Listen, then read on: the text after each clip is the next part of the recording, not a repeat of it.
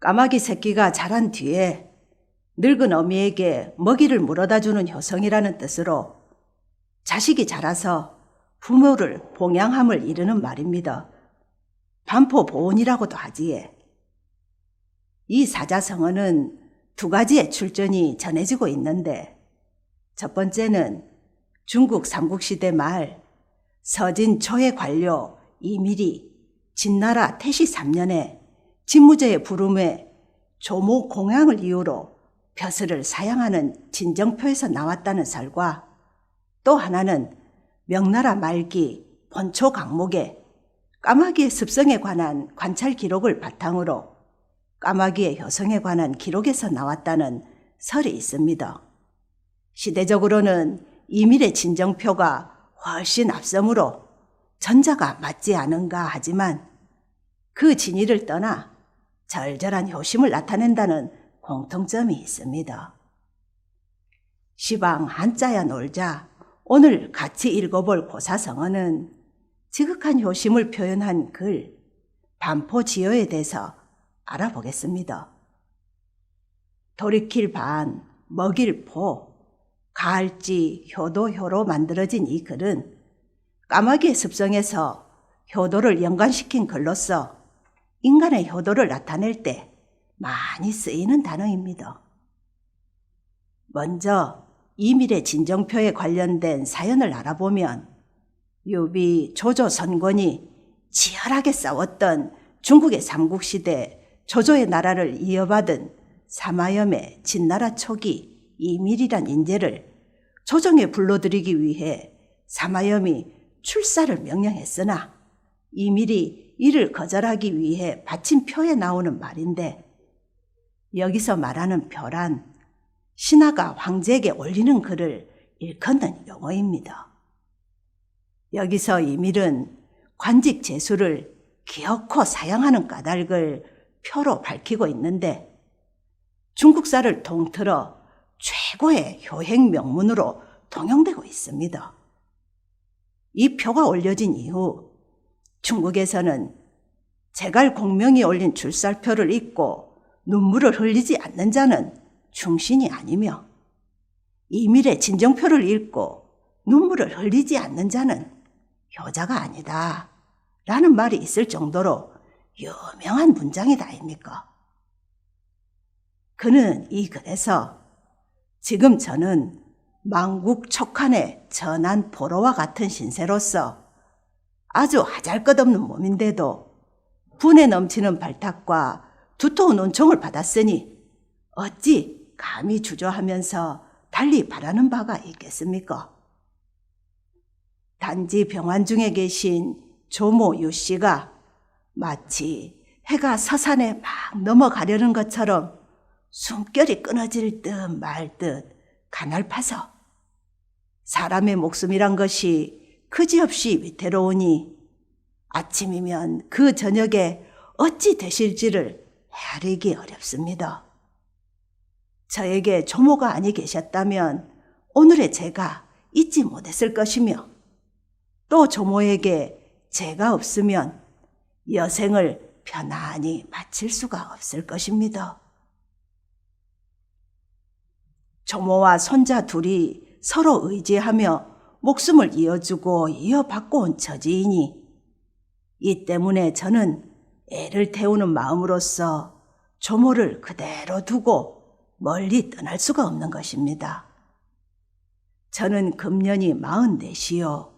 조모 유씨는 금년이 90하고도 6입니다.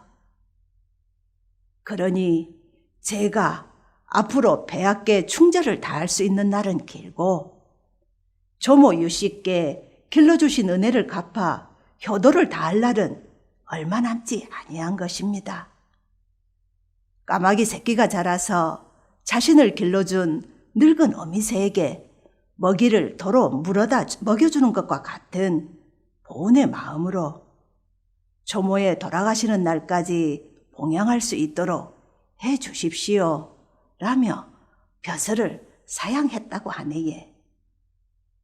이밀은 어렸을 때 아버지가 죽고 어머니마저도 외삼촌의 강압에 의해 개가를 하여 부득이 할머니 유씨의 손에서 길러졌습니다. 그런 그에게 할머니는 어머니이자 아버지였고 또 그 모든 것이었으니 그런 그에게 할머니를 떠나 출세를 하라는 것을 받아들일 수가 없었던 것입니다. 우리나라에서 까마귀는 흉조라고 생각합니다. 그 까닭은 까마귀의 음침한 울음소리와 시체를 먹는 불결한 속성이 있어 까마귀 밥이 되었다고 하면 곧 죽음을 의미하기 때문이었습니다. 하지만 중국에서는 까마귀는 길조로 여겼고 옛날 고구려에서도 까마귀는 태양과 땅을 이어주는 전령으로 여겨 발이 셋인 삼조고를 국조로 삼았고 나라의 상징으로 만들기도 했습니다. 또 하나의 유래는 허준 선생의 동의보감의 모델이 된 중국의 본초 강목에 나오고 있습니다. 본초 강목은 명나라 이시진이 1578년에 완성하여 1596년 남경에서 출판된 의서로 흙, 옥, 돌, 초목, 금수, 충어 등 1892종을 7개 항목에 걸쳐 해설하였습니다. 이시진은 이 책을 편찬하기 위하여 약 27년의 세월을 걸쳐 800여 종의 문헌을 참고했고 또한 현지 조사와 표본 채집 등도 병행하는 등 자신의 심혈을 기울인 역작인데 그중 금수 관찰을 하던 중 까마귀의 습성을 관찰하다 그 효성을 발견했다고 전해집니다. 그 내용을 살펴보면 까마귀는 부화한 지 60일 동안 어미가 새끼에게 먹이를 물어다 주지만 이후 다 자라면 먹이 사냥에 힘이 붙인 어미를 새끼가 먹여 살린다고 합니다. 관찰을 하던 중 까마귀 둥지에 이상한 점을 발견하게 되었는데 둥지 안의 까마귀들은 분주히 움직이는 것을 보고 자세히 관찰해 보니 까마귀 둥지 속에는 늙은 까마귀 2마리가 몸이 허약해서 죽어가는 모습이 보였다고 합니다. 주위에 있는 새끼 까마귀들이 어미 까마귀를 살리기 위해서 분주히 움직이고 있었고 첫째 까마귀는 먼 개울에서 입에 물을 잔뜩 물고 와서 어미 까마귀에게 계속해서 입에 넣어주고 있었고 둘째 까마귀는 들과 산에 있는 온갖 먹을 것을 잡아다가 먹이고 있었고 셋째 까마귀는 까마귀가 소화가 잘 되고 가장 좋아하는 개구리를 잡아다 주고 있었다고 안 합니까? 그리고 넷째 까마귀는 물고기를 잡아다 먹이고 있었고 다섯째 까마귀는 동네 사람들이 버린 음식을 물어다 먹이는 것을 보았다고 합니다. 그래서 중국에서는 까마귀를 인자한 까마귀란 뜻의 자오 또는 반포조라고 부르기도 합니다. 여기서 반포란 곧 까마귀가 어미를 되먹이는 습성을 나타내는데 이는 극진한 효도를 의미하지에. 이런 연유로 반포지효는 어버이에 대한 자식의 극진한 효도를 뜻합니다. 우리도 더 늦기 전에 반포지효를 다해봄이 어떻겠습니까? 부산시 낭송협회에서 진행하는 시방 한자야 놀자.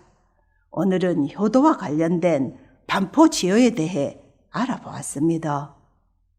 변덕스러운 날씨에 모두 건강 조심하시고 다음 시간에 뵙겠습니다.